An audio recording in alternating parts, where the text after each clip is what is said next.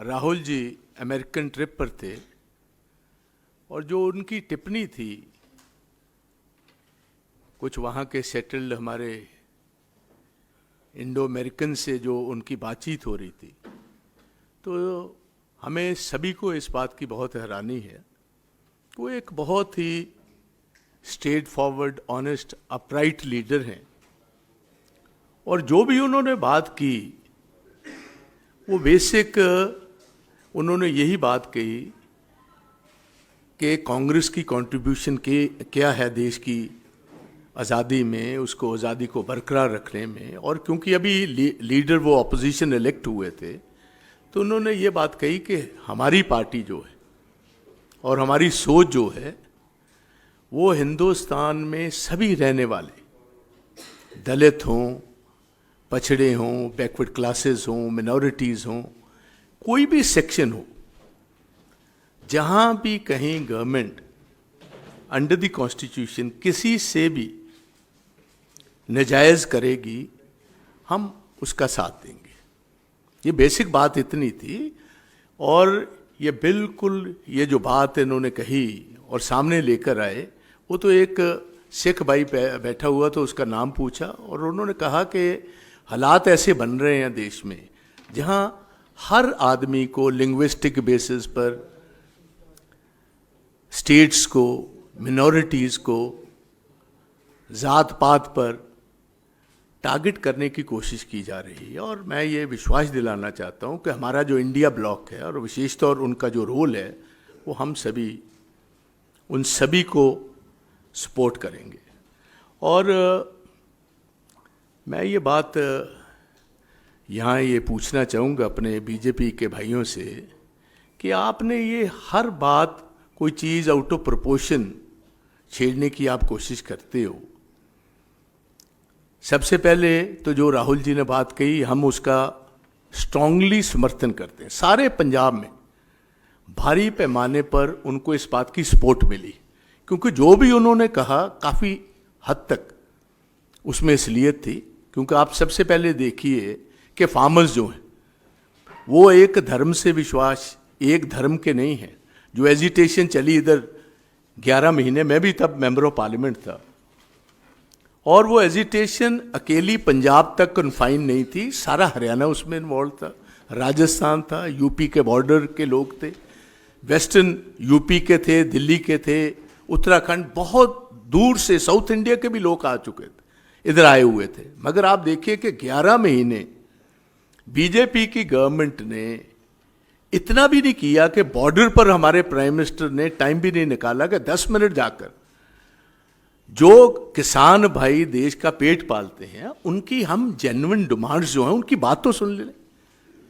और मुझे पता है हम मेंबर ऑफ पार्लियामेंट थे, महीना, 1.5 महीना, 2 महीने ना लोकसभा चल पाई ना राज्यसभा चल पाई, क्योंकि इन बिल्स पर ये बात करने को भी तैयार नहीं। तो ये बात उन्होंने, और मुझे इस बात का अफसोस है कि आज हम काउंटर सवाल पूछते हैं इनके मंत्री पुरी साहब को, लालपुरा साहब को, एक और हैं दिल्ली के, इनके ताज़ी कांग्रेस के गए हुए भाजपा में, और एक हमारे कांग्रेस पंजाब से आकर इधर मंत्री बने हुए हैं, कि जब अब आप काउंटर सवाल कर रहे हो, कभी आपने तब तो आवाज़ उठाई नहीं जब ये बीजेपी के लीडर हमारे किसान भाइयों की, उनकी दस्तार की वजह से, उनकी पगड़ी की वजह से, जो इधर बॉर्डर्स पर बैठे हुए अपनी जेन्युइन डिमांड्स रख रहे थे, आप उनको खालिस्तानी बता रहे थे। और मैंने बोलते हुए तब भी कहा था प्राइम मिनिस्टर साहब से, प्राइम मिनिस्टर साहब, जिस हिसाब का व्यवहार आपकी सरकार और आप कर रहे हैं, हमें तो कई दफ़े ऐसे लगता है कि ये सेकेंड वर्ल्ड वॉर से पहले जो एडोल्फ हिटलर ने जर्मनी में किया था, ऐसे हालात आपने पैदा कर दिए। इर्द गिर्द बार्ब्ड फायरिंग लगा दी, उनके टेलीफोन के कनेक्शंस काट दिए गए, ये उनका पानी का कनेक्शंस काट दिया गया, और ऐसे कई आपको पता है। उसके बाद यूपी के एक इनके मिनिस्टर हैं जो मिनिस्टर ऑफ स्टेट थे, उनके लड़के ने कैसे किसान अपनी डिमांड रख रहे थे, और बहुत सारे उनमें से हमारे सिख भाई थे, कैसे जीप के नीचे रोन दिए, 5-6 लोग मार दिए गए जी। और कितना लंबा अरसा हर पार्टी ने डिमांड रखी देश भर में कि आप मिनिस्टर से इस्तीफा दिलवाए, आपने कोई जवाब तक नहीं दिया। लास्ट मोमेंट तक उसको कंटिन्यू रखा आपके सामने जी। उसके बाद मैं बताना चाहता हूं, अब ऑफ लेट हमारे किसान भाई अब फिर आज से 4-5 महीने पहले पंजाब के दिल्ली में अपनी बात एक दफा फिर लाना चाहते थे, क्योंकि इन्होंने प्रॉमिस किया था।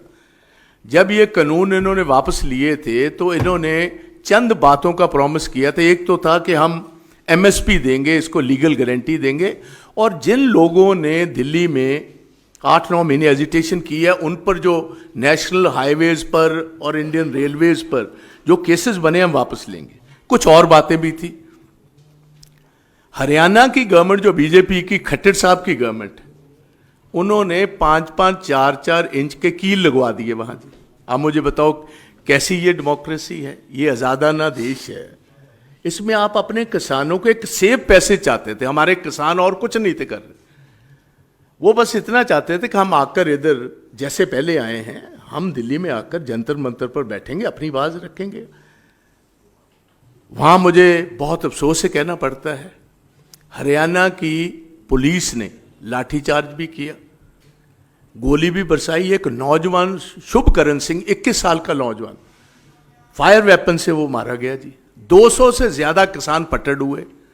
और मैंने खुद as leader of the opposition एक बिल डाली हाई कोर्ट में, ऑनरेबल हाई कोर्ट ने उस पर फैसला करके जुडिशियल कमीशन बैठाया जी। तो ये जो वो बातें किसानों की रख रहे हैं, या सारे देश में कभी मणिपुर की बात कर रहे हैं, या आपके सामने ही है जम्मू कश्मीर की होंद को खत्म कर दिया जी। एक स्टेट थी, स्टेट को यूनियन टेरिटरी में बदल दिया। बात तो वो इतनी ही कर रहे हैं कि जहां डेमोक्रेसी खतरे में है, या कोई एथनिक ग्रुप्स बैठे हुए हैं, या दलित भाईचारा है, या ट्राइबल्स हैं, या मिनॉरिटीज हैं, उनके जहां भी इंटरेस्ट को प्रोटेक्ट नहीं किया जाएगा वो कांग्रेस करेगी और इंडिया ब्लॉक करेगा। मैं इधर चन्नी जी हमारे भाई इधर बैठे हुए हैं, मैं आज क्योंकि ये मौका मिला है मैं बात ये करना चाहता हूँ। राहुल जी ने तो बस आइडेंटिटी की अभी बात ही की थी। पंजाब आप देखिए सबसे बड़ा कंट्रीब्यूटर है देश की आज़ादी में। उसके बाद देश का पेट पालने में जय जवान और जय किसान का नारा पंजाब लाल बहादुर शास्त्री जी का जो था, वो सबसे ज़्यादा अगर उसका असर था पंजाब में था। अब देखिए हमारी स्टेट का पिछले 2.5-3 साल से लगातार इकोनॉमिक ब्लॉकेड है।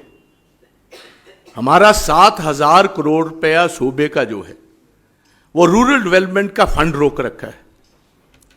हजारों करोड़ रुपए के हेल्थ के जो हमारे पैसे हैं वो रोक रखे हैं। हजारों करोड़ रुपए के हमारे एजुकेशन के पैसे रोक रखे हैं। और जो पंजाब का ट्रेडिशनल ट्रेड रूट था, सिल्क रूट जिसको कहते हैं, आप जितनी भी बाहर से इन्वेडर्स आए हैं they always came via this land route. और आज पंजाब देखिए सारे जो जहां भी प्रफुल्लित सूबे हो रहे हैं उनके अपने पोर्ट्स हैं। पंजाब में कोई पोर्ट नहीं है, हमारे पास एक ड्राई पोर्ट ही है, वो अमृतसर है, गुरुओं की नगरी है। आपने 10 साल से उसको भी बंद करके रखा हुआ है। पंजाब को इकोनॉमिकली परेशान किया जा रहा है जी। तो ये सारी बातें जो हैं ये मैं सामने रखना चाहता हूं। आप जो राहुल जी ने बात उठाई चन्नी जी, वो देश के सामने मैं ये भी बात रखना चाहता हूं। आज से 15-20 दिन पहले 4 किसान लीडर तमिलनाडु में दिल्ली से फ्लाइट लेने के लिए टिकट्स हो चुकी थी, बोर्ड किया प्लेन। हमारे रिलीजियस सिंबल्स हैं, जैसे दस्तार है, हम पगड़ी जिसको कहते हैं, हमारा कड़ा है, ऐसे ही शॉर्ट करपान हम ऊपर से डालते हैं। उन आदमियों को प्लेन में अभी तक कभी ये नहीं हुआ कि हिंदुस्तान में किसी ने फ्लाइट पर रिलीजियस हमारे सिंबल्स की वजह से उनको फ्लाइट से उतार दिया गया जी। किसानों की एक मीटिंग में आपने ये वाइडली रिपोर्टेड था सारे जी, दिल्ली के एयरपोर्ट से उनको नीचे उतार दिया गया जी। जहां तक मैं समझता हूं कि ये दिल्ली के लीडर ने जो राहुल जी को ये बात कही, उसका भी मैं समझता हूं हमारा डायरेक्ट चार्ज है कि ये बीजेपी की गवर्नमेंट ने जो उसने ये बात कही हम उसको कंडेम करते हैं। क्यों सिख परंपराओं के खिलाफ है ये बात। हमारे गुरुओं ने हमेशा सर्वध के भले की बात की, मानस की जात सब एक ही पहचान वो। आप एक नौजवान लीडर को, जो leader of the elected leader of the opposition है, विद कैबिनेट रैंक है, जितनी इनकी पार्टी के पास है उनसे चंद मेंबर कम है इंडिया ब्लॉक में, आप उनको मारने की धमकी दे रहे हो, फिजिकली एलिमिनेट करने की धमकी दे रहे हो। और मैं समझता हूं कि ये उसकी जुबान से, ये बीजेपी वालों ने ये इनडायरेक्ट थ्रेट जो है वो दिल्ली के लीडर से इनका धुलवाया हुआ, ये हम कंडेम करते हैं। और ये भी बता देना चाहते हैं कि कांग्रेस और कांग्रेस की लीडरशिप और विशेष तौर राहुल गांधी जी इन बातों से डरने वाले नहीं हैं। उनकी जो ड्यूटी है, जो कॉन्स्टिट्यूशन के नीचे हर वर्ग के लिए लड़ाई लड़नी है, मजबूती से वो लड़ेंगे। और सारा हमारा पंजाबी जगत जितना है, और विशेष तौर स्टेट ऑफ पंजाब है, वो फर्मली राहुल जी के ये जो प्रिंसिपल्स हैं, उनकी जो सोच है उसके साथ है। तो इसलिए मैं यही बात आज कहने आया। और उसके साथ मैं और भी कहना चाहता हूँ, ये अकेले 4 आदमी नहीं है। इनकी member of parliament Kangana Ranaut आप देखिए, जैसी वो बातें करती है, हमारी माताओं, हमारे बहनों पर ये चार्ज लगा दिया किसान की मूवमेंटों में कि ये पैसे लेकर मूवमेंट में हिस्सा ले रही। इससे ज्यादा शर्मनाक बात क्या होनी चाहिए। आज भी सब, जब भी वो कोई बात करती हैं, हमेशा कम्युनिटीज में डिफरेंसेस डालने की बात करती। और बीजेपी वालों ने एक वार्निंग दी, वार्निंग इस ढंग की थी क्योंकि उनको पता था इलेक्शंस होने वाली हैं और इसका कहीं असर होगा। अपने आप को डिस्टेंस वे किया है, but they have taken no firm action against Kangana Ranaut. या तो पार्टी से निकालते, हम भी समझते आप उसकी विचारधारा से सहमत नहीं हो। आप ये दिल्ली का लीडर जो है, आज के दिन तक क्या आपने कोई एक्शन उसके साथ, उसके खिलाफ लिया है? मुझे अफसोस है इन लोगों पर। और एक नया पंजाब का मिनिस्टर बना है जी, अभी वो तब्दील होकर गया है। मुझे तो हैरानी होती है।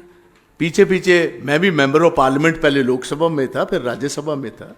सबसे ज्यादा अगर किसी को इज्जत मान राहुल जी देते थे तो उस नौजवान को देते थे जी। और आपने क्योंकि एक छोटी सी मिनिस्ट्री लेने के लिए आपने इतना बड़ा कदम उठा लिया, एक सारा परिवार जो एक नामी परिवार है उसको बदनाम करने की कोशिश की। तो इस बात पर मैं अपनी तरफ से, अपने मेरे बाद चन्नी जी अपनी बात भी रखेंगे। So we stand firmly with what Rahul ji has said. और मैं इनको, बीजेपी वालों को इतनी बात कहूँगा, देश को एक रखने की कोशिश कीजिए। आप ऐसा आउट ऑफ कंटेक्स्ट बात निकालकर और ऐसा काम ना कीजिए जिससे हमारी बदनामी